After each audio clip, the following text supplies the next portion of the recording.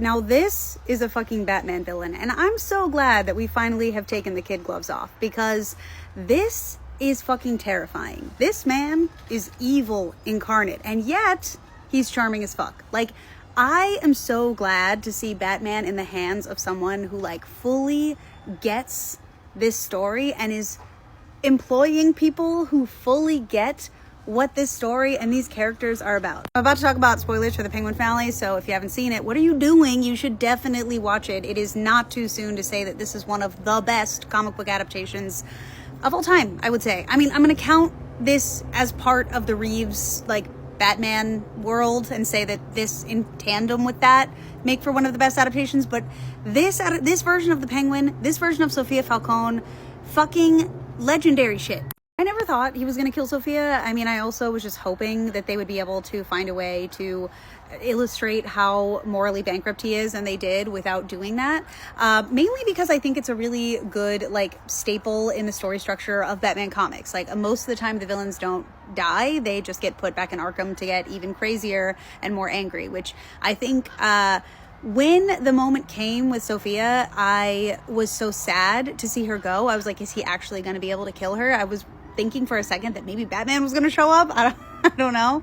But when that floodlight came on and I realized what Oz had done to her, I was actually so invested in her character that I was so upset on her behalf, because he really was sending her to the worst possible reality. Death would have been far kinder, and he is an evil, vindictive bastard. It has to be said, though, that Sophia Falcone, Sophia Gigante, as she prefers, slayed until the very end. Look at this fucking, what a way to go out. Like, this outfit is incredible. And also just the fact that she is such an incredibly well-written Batman villain in her own right. So many Batman villains are incredibly sympathetic, and I have no doubt that we'll see more of her, especially with the reveal that Selena reached out to her.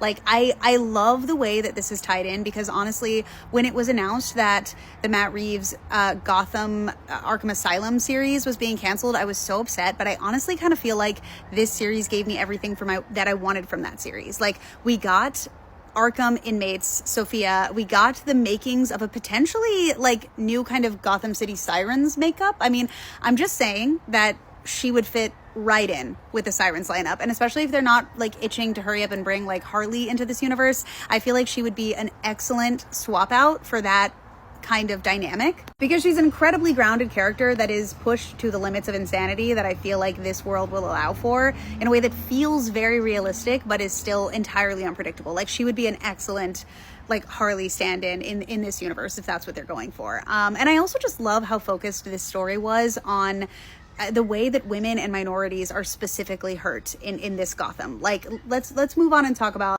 poor Vic. I definitely saw this coming. I feel like most of us did. The Penguin is a son of a bitch, okay? He is genuinely... This is a story that I feel like is extremely resonant for our current political landscape, because this is a man who proselytizes about being for the people and about caring for people and about just being an underdog who wants to finally get some, and that's how he mobilizes people.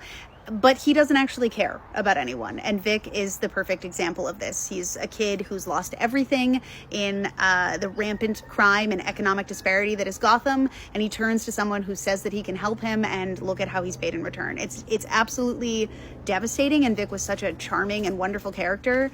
And yeah, now, I mean, Colin Farrell said it himself that he'd be surprised if anyone even remotely liked Oz by the finale, and I think he's absolutely right. But goddamn, did he put on a good performance. And this is a villain that I'm very excited to see Batman come up against again. Like, what a fucking show.